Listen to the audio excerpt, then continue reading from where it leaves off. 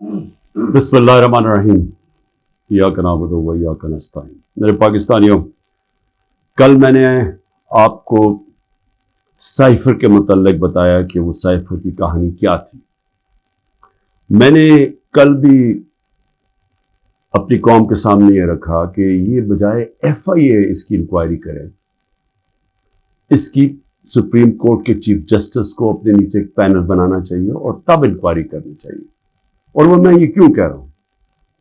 FIA کی inquiry کیسے ہوگی، کیسے اس کی کوئی کریڈیبلٹی ہوگی، جبکہ جس میں ملوث، اور یہ ثابت ہوگا جب بھی ایک صحیح انکوائری ہوگی، اس میں ثابت ہوگا کہ جنرل باجوہ کے علاوہ یہ شہباز شریف، آصف زرداری، یہ سب ملوث تھے اس میں۔ کیونکہ جب ہم نے ان کو کہا، اپوزیشن پارٹیز اس وقت، ہم نے کہا دیکھ تو لیں سائفر کو، تاکہ آپ کو پتا تو چلے کہ ایک ملک کی توہین کی جا رہی ہے۔ یہ عمران خان کی توہین نہیں ہے، یہ ملک کی توہین ہے، تو آپ دیکھ تو لیں۔ ایک دم صاف انکار کر دیا۔ تو اس سے واضح ہو جانا چاہیے کہ اتنا خوف کیا تھا دیکھنے کے لیے، کیونکہ ان کو پہلے پتا تھا کیا ہو رہا ہے۔ اس سے بڑے پہلے یہ ملاقاتیں کر رہے تھے جا کے ایمبیسی لوگوں کے ساتھ۔ اچھا جی، اب میں یہ اس لیے کہہ رہا ہوں کہ یہ سائفر کی اندر تحقیقات ضروری ہیں، کیونکہ ایک IMF نے رپورٹ شائع کی ہے 2018 سے اور 2023 کے بیچ میں، انہوں نے ایک رپورٹ دی ہے۔ یہ میں ضرور چاہتا ہوں کہ یہ آپ جو آپ میں سے سمجھتے ہیں تھوڑی بہت بھی معیشت کو، وہ اس کو ضرور دیکھیں، کیونکہ میں جب کہتا ہوں کہ ملک کا انہوں نے بیڑا غرق کر کے رکھ دیا ہے، وہ گورنمنٹ جو زبردست پرفارمنس دے رہی تھی، جو ہم نے اپنے جتنے بھی ٹارگٹ سیٹ کیے تھے، ہم نے آخری سال سب ٹارگٹ سے آگے نکل گئے۔ ٹیکس کلیکشن سب سے زیادہ ہم نے اپنے ٹارگٹ سے اوپر چلے گئے، ایکسپورٹ ٹارگٹ اوپر زیادہ ملا، ریمیٹنسز جو باہر سے ڈالرز آتے ہیں وہ زیادہ ہوئے جو ہمارے ٹارگٹس تھے۔ آپ سارے ٹارگٹس جو ہم نے اپنے آپ کو سیٹ کیے تھے اس سے آگے نکل گئے۔ تو اس وقت یہ گورنمنٹ گرائی گئی۔ تو میں اگر یہ کہتا تھا تو مخالف یہ PDM والے کہتے تھے کہ جی یہ تو، اور دوسرے اپنے بتا دیتے کہ جی نہیں، تو ہمیں تو بارودی سرنگیں ملی اور ہمیں یہ ہو گیا۔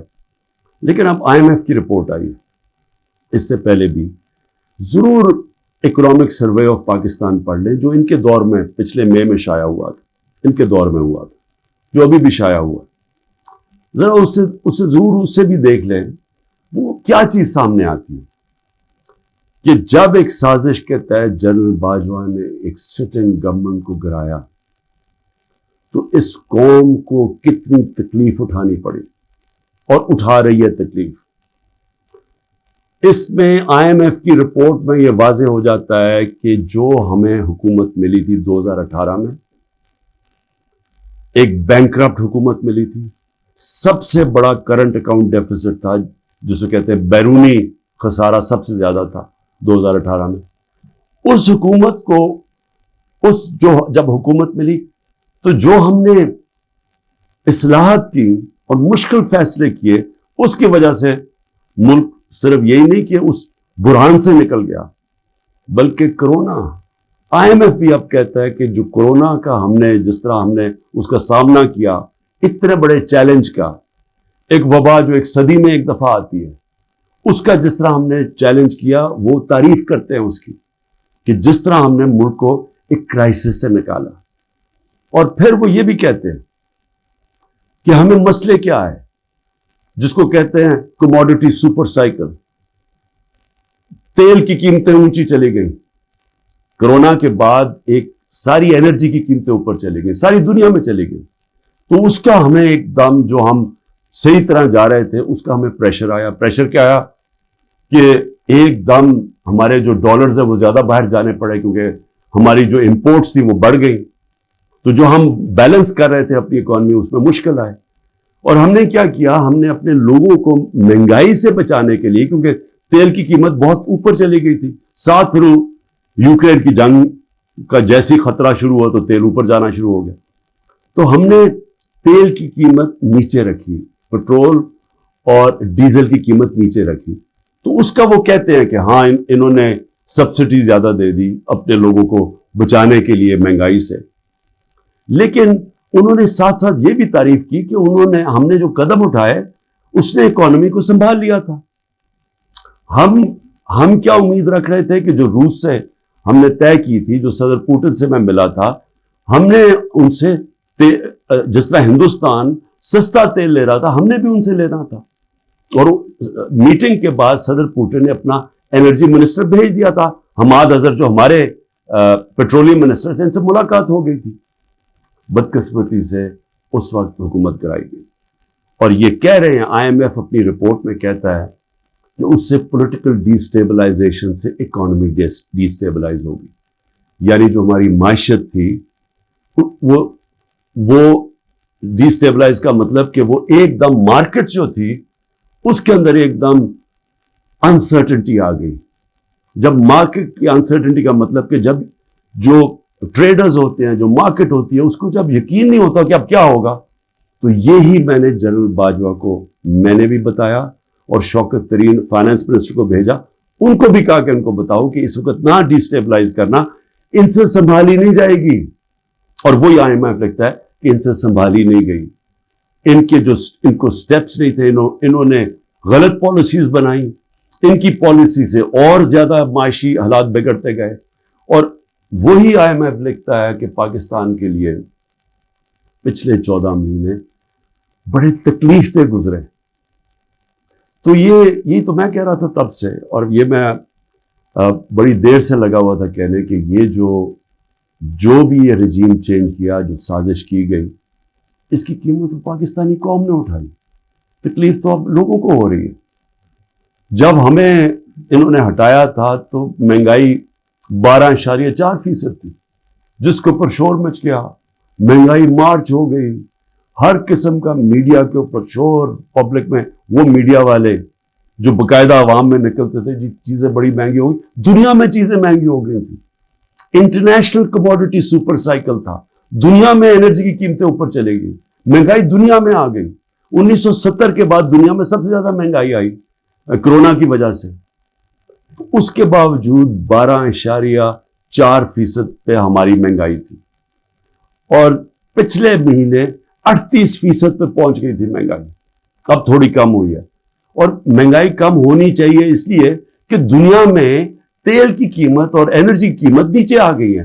کموڈیٹیز دنیا کے اندر 35% ان کی قیمت نیچے آ چکی ہے جب ہماری حکومت تھی۔ تو سوال اب یہ ہے کہ کیا کوئی ایسی انکوائری ہوگی اس ملک میں کہ یہ سائفر کا جو ایک سائفر کے ارد گرد جو سازش تھی، پتہ تو چلے، مجھے تو پتہ ہے کون اس میں تھے، لیکن انڈیپینڈنٹ انکوائری ہونی چاہیے، اور اس انکوائری میں پتہ چلے کہ کون کون کردار تھے جنہوں نے اس قوم کے اوپر اتنا بڑا عذاب لے کے آئے ہیں، اور اب مزید آگے اس عذاب سے نکلنے کے لیے اور کتنی تکلیف اٹھانی پڑے گی اس قوم کو۔ اور اس کے لیے میں پھر سے کوشش تو کرتا ہوں کہ ہمارے چیف جسٹس صاحب کو اس کے اوپر سوچنا چاہیے کہ وہی ایک انکوائری کر سکتے ہیں، کیونکہ یہ حکومت تو کرنے نہیں دے گی، اور نہ ہی مجھے افسوس سے کہنا پڑتا کہ ہماری اسٹیبلشمنٹ یہ کرنے دے گی، کیونکہ اس کے اندر ملوث ہیں جو جنرل باجوہ، اور انہوں نے جو جس طرح یہ پوری 6 مہینے پہلے سے جو پلان بن رہا تھا گرانے کا، اب تو خیر خواجہ آصف کہہ رہے ہیں کہ 2021 سے ہی پلان بنایا ہوا تھا جنرل باجوہ نے ہماری حکومت گرانے کا، تو لیکن اب ذرا ان سے بھی سوال پوچھنا چاہیے کہ آپ نے ہمیں جب گرا کے ان کو لے کے آئے جن لوگوں کو، تو کیا آپ کو اعتماد تھا کہ یہ اس ملک کو اٹھا لیں گے؟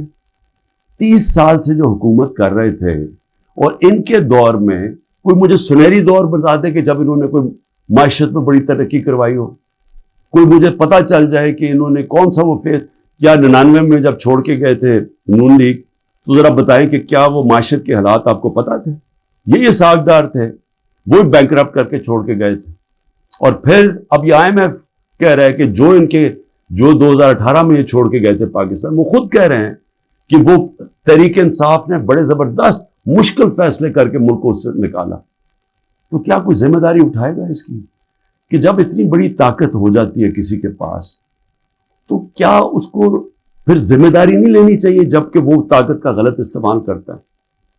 اور یہ ہی انکوائری میں چیزیں آنی چاہیے. کیوں؟ کہ آگے سے ایسی غلطیاں نہ ہوں کہ آگے سے کوئی ایک آدمی خود ہی فیصلہ بند کمرے میں فیصلے کر کے ملک کو اس طرح مشکلات میں نہ ڈالے. اب میں جو دوسری چیز کہنا چاہتا تھا وہ یہ کہ اس وقت ایک ظلم کی انتہا، ایک ظلم کا ایسا نظام چل رہا ہے جس کی میں سمجھتا ہوں انتہا ہے. سب سے پہلے تو میں جو خواتین اس وقت جیلوں میں ہیں، میں سوال پوچھنا چاہتا ہوں کہ انہوں نے کون سا جرم کیا؟ کیا پاکستان کا آئین پرامن احتجاج کی اجازت نہیں دیتا؟ کہیں آئین میں لکھا ہوا ہے کوئی نو گو ایریاز ہے؟ کہیں پاکستان کے آئین میں لکھا ہوا ہے کہ اگر کسی سے کوئی سمجھے کہ ناانصافی ہوئی ہے ان سے تو کیا وہ کوئی ایسے ایریاز ہے جدھر وہ احتجاج نہیں کر سکتے؟ جب سپریم کورٹ کہتا ہے کہ پارٹی کے چیئرمین عمران خان کو غیر آئینی اور غیر قانونی طور پہ اغوا کیا گیا اسلام آباد ہائی کورٹ سے، اور جس طرح اس کو مجرموں کی طرح ڈنڈے مار کے لوگوں کو، اس کے بھی اور لوگوں کو، وکیلوں کو، جس طرح اس کو پکڑ کے لے کے گیا تاکہ ساری دنیا دیکھے کہ کس طرح ایک پارٹی کے سربراہ کو کس طرح کا یعنی اس کے ساتھ رویہ تھا، تو کیا اس کا اجازت نہیں تھی کہ پرامن احتجاج اس ناانصافی کے اوپر کرے؟ اور جب رینجرز اٹھا کے لے کے گئے تو کدھر احتجاج کرنا تھا؟ وہی نا کنٹونمنٹس میں کرنا تھا، جی ایچ کیو کے سامنے کرنا تھا، اور کدھر جا کے کرتے؟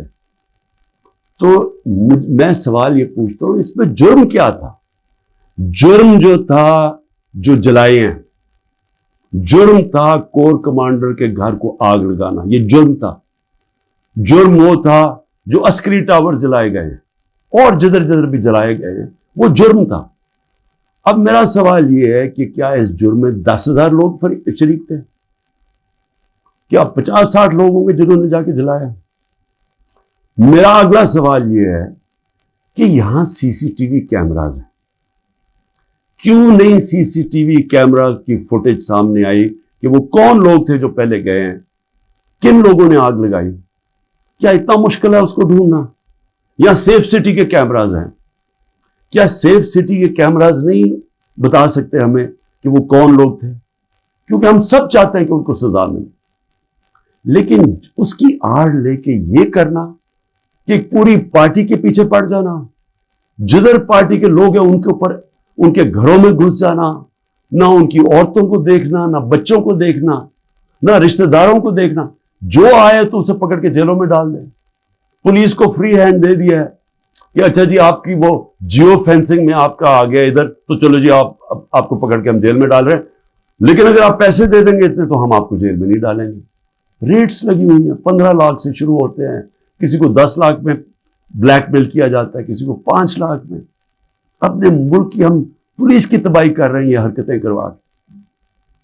کوئی انڈیپینڈنٹ انویسٹیگیشن ہوگی اس کے اوپر؟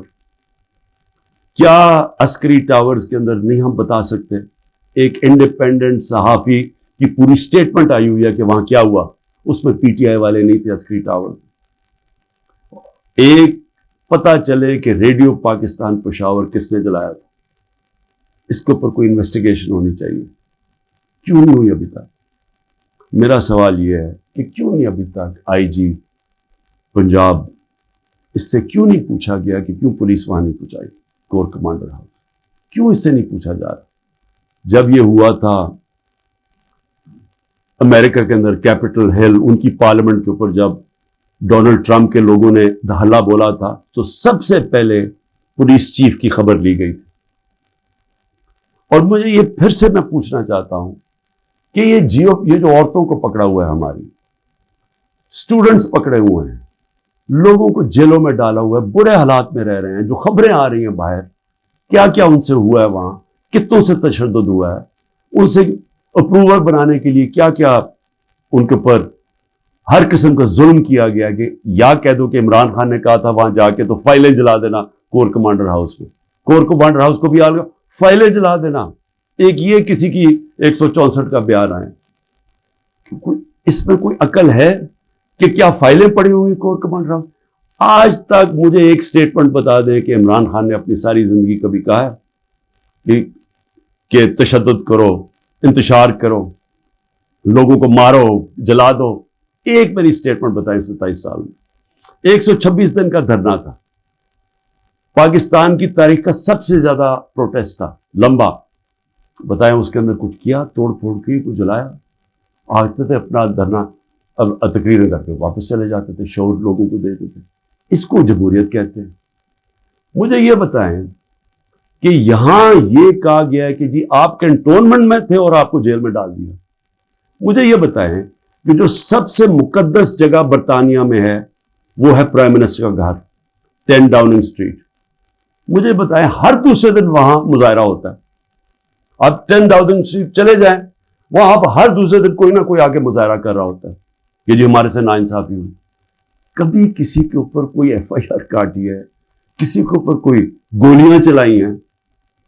मैं ये सवाल पूछता हूं कि यहां 16 लोग शहीद किए गए डायरेक्ट फायरिंग से, 100 से ऊपर को गोलियां लगी, 3 की टांगें कट गई। मैं ये पूछना चाहता हूं कि जो और एक पैरालाइज है, कभी किसी जमहूरियत के अंदर इस तरह गोलियां मारी जाती हैं और इंक्वायरी भी नहीं है? इंक्वायरी से पुलिस उनके घरों में पहुंच जाती है। जिनके गोलियां लगी है उन्होंने एक जगह डेड बॉडी नहीं दे रहा है कि नहीं, जब तक पहले आप कहें कि आप कोई कार्रवाई तो नहीं करेंगे। उनसे एश्योरिटी लेते हैं कि आपने FIR नहीं कटवानी। क्यों सीधी सीधी FIR कटती है IGs के ऊपर? ये कैसे आपने गोलियां चला दी नहते लोगों के ऊपर? एक पुलिस वाले को गोली नहीं लगी, एक रेंजर, मतलब कि यहां से तो किसी के पास हथियार नहीं थे, तो आप नहते लोगों पे गोलियां कैसे चला सकते हैं? और फिर आपके सामने फ्रांस में एक लड़के को गोली लगी, 4 दिन फ्रांस के सारे शहरों में आग लगी होती है, 1000 बिल्डिंग्स और गाड़ियां जलाई जाती है, और खुलेआम लोग आपके सामने कि उन्होंने पुलिस को पेट्रोल बम मार रहे हैं। उसके पुलिस ने तो कोई और गोली नहीं चलाई, क्योंकि वहां जमहूरियत है, आजाद है लोग। मैं ये पूछना चाहता हूं कि कोई इंक्वायरी होगी उन लोगों के ऊपर जिनके ऊपर गोलियां चलाई गई हैं, जिन लोगों की जानें ली गई हैं? क्या हम किसी को अकाउंटेबल रखेंगे? क्या इस मुल्क के अंदर कोई इंसाफ का निजाम है, या सिर्फ ताकतवर जो मर्जी करना चाहे, जंगल के कानून की तरह वो कर सकता है? ये कैसे हो सकता है? चलिए, औरतों का मैंने शुरू में बात की, बच्चों को क्यों पकड़ लेते हैं? डॉक्टर अमजद का अभी उसकी मुझे कल मैसेज आई, 13 साल का बेटा। डॉक्टर अमजद घर था नहीं, 6 दफा उसके घर छापे पड़ चुके। उसका 13 साल का बेटा और उसका एक भतीजा था, वो कोई 18 साल, उनको उठा के ले गए। सारी रात वो उसके ऊपर कपड़ा डाल के 13 साल के बच्चे को फुराते रहे। लेकिन जो एस्टेब्लिशमेंट को फिक्र करने की बात यह है कि हर जगह पुलिस क्या कहती है, जी हम कुछ नहीं कर सकते, हम मजबूर हैं, ऊपर से पैगाम आए हैं। ये जो हम जुल्म कर रहे हैं, ये हम नहीं करना चाहते, ये हमें पीछे से पैगाम आए। ये हर जगह से ये खबर आती है कि जी हम तो छोड़ना चाहते हैं, लेकिन क्या करें जी, वो ऊपर से प्रेशर डाल रहे हैं, सारा डाल रहे हैं एस्टेब्लिशमेंट के ऊपर, सारी नफरत उसके खिलाफ कर रहे हैं। ये तो कोई दुश्मनों की जरूरत नहीं है। ये जो सारा जुल्म किया जा रहा है, ये अब पुलिस अपने ऊपर से उतार रही है। ये जो घरों पे भी जाते, जी हमें ऑर्डर है कि घर तोड़ दो, लूटते हैं घर कि जिनको सबक सिखाओ। बच्चों को पकड़ना, औरतों को पकड़ना, और ये हाल है कि ज़मान पाक में अब ये हाल है। जरा मैं आखिरी बात कर रहा हूं। ज़मान पाक में क्या होता है, या एक नाई आता है हर थोड़ी देर के बाद, वो गार्ड्स भी हैं या काम करने वाले, वो एक दफा आता है, उन सबके बाल काट देता है। वो 3-3.5 घंटे के लिए, 4 घंटे तक वो बैठ के बाल काट देते। वो नाई ना आए यहां, सारे पूछे किधर चला गया वो नाई। उसको जब भेजा आदमी के, जी पता तो चला, तुम आए क्यों रहे? उसने हाथ ऐसे पकड़ लिया, कहते जी मेरे पुलिस पहुंच गई और पुलिस ने कहा कि तुम 3.5 घंटे ज़मान पार्क में क्या कर रहे थे? اس نے ہاتھ چھوڑ لیا کہ جی میں نہیں آ سکتا. تو یعنی یہ حالات ہے کہ زبان پاک میں آنا جرم ہو گیا. یہ کدھر پہنچ گئے ہم؟ یہ ایک پولیٹیکل پارٹی ہے. عمران خان ایک پولیٹیشین ہے, ایک غدار نہیں ہے. اس کا جینا مرنا اس ملک میں ہے. جو لوگ آج اوپر بٹھائے ہوئے ہیں, میں انشاءاللہ کل پورا توشہ خانہ کا بتاؤں گا, کیونکہ اس میں جلدی شروع میں جس طرح بتایا کوشش کر رہی ہے کہ کسی طرح اس کو ڈسکوالیفائی کریں یا جیل میں ڈالیں. یہ سائفر آ گیا, توشہ خانہ آ گیا, یہ باقی سارے جو 180 کیسز ہیں. لیکن وہ جو لوگ اوپر بٹھائے ہوئے ہیں, کوئی دیکھا ہے ان لوگوں کا کون ہے وہ؟ یہ اس کی قوم کے بڑے بڑے مجرم ہیں. وہ لوگ ہیں جو 30 سال سے جرم کر رہے ہیں, جن کے اوپر اتنی فائلیں ہیں ان کی چوریوں کے اوپر. تو میں کل ان کا بھی ذرا آپ کو بتاؤں گا کہ ان کے توشہ خانہ میں, کیونکہ مجھے تو پہلی دفعہ پتا چلا ہے, میں نے توشہ خانہ کا ریکارڈ جو لاہور ہائی کورٹ نے ملایا, میں نے پہلی دفعہ ریکارڈ دیکھا ہے, تو اس میں تو بڑے انکشاف ہوئے ہیں. تو میں انشاءاللہ کل آپ سے بات کروں گا. لیکن میں صرف آخر میں یہ کہنا چاہتا ہوں, اس ملک کو تباہ نہ کریں.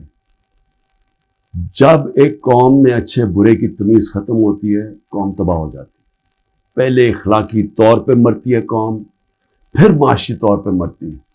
سارے جو دنیا کی بڑی بڑی ریاستیں تھیں, رومن ایمپائر, مسلمانوں کا مغل ایمپائر, یہ جو عثمانیہ سلطنت, یہ ساری ختم ہونے سے پہلے ان کے اندر اخلاقی طور پہ یہ قومیں مری تھی.